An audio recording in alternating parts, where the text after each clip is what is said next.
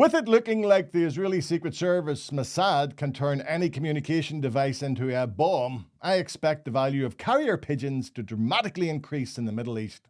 Now, if you think that's a joke, it was reported this week that Hamas's top leader has completely abandoned electronics and now relies on a system of human couriers and coded handwritten messages for his communication. Nor is this the first time Mossad have used such a method of attack. In 1996, they used explosives hidden in a mobile phone to kill a prolific Hamas bomb maker.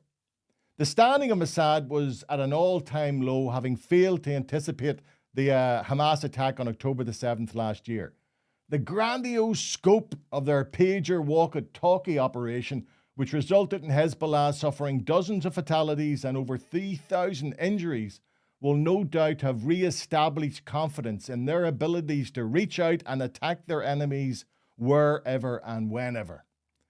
Now, considering the slaughter of civilians by Israel in Gaza, I doubt they were worried that the use of booby traps is prohibited under international law, nor will they show much concern that civilians, including children, died in these attacks. There is much debate as to how Mossad managed to carry out the operation, with some suggesting they intercepted and tampered with the pagers en route to Hezbollah. The much more likely explanation is it was Mossad themselves who manufactured the devices, with the question now being, how did they manage to get them into the Hezbollah supply chain? The reason for the attack? Well, there's no doubt that the increasing pressure being felt by Israeli Prime Minister Benjamin Netanyahu within his own country to come to a negotiated peace with both Hamas and Hezbollah, and in doing so increase the potential for the release of Israeli hostages, well, that's not going to happen. Well, because Netanyahu remains tied to only one aim: the complete destruction of Gaza and its citizens. And he's calculated that with the USA in a toxic presidential election cycle and an anemic response coming from Europe, which is focused on the war in Ukraine, he can continue with his genocidal war undeterred. Now, there's one side issue around the pager attack which I haven't seen addressed, and that's its implications for the aeronautic industry. We know that Hezbollah moved to using pagers months ago in an attempt to thwart being surveilled via mobile phones.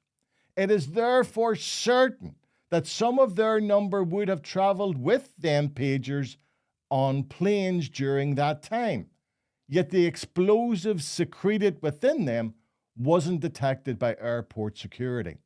The danger this poses is clear to see. So we'll have to wait to see if the Israeli government share how they did this with the world, or will we have to wait until a commercial plane is downed by Al-Qaeda, now aware of this new attack method? What I will say is, do not be surprised if you face even longer security checks at airports, as all your electronic devices now face even more rigorous examinations. One thing we can be certain of, and that is that Mossad's operation, rather than furthering peace, has instead made the Middle East and the world both much more dangerous and volatile. And you didn't need a pager message to understand that.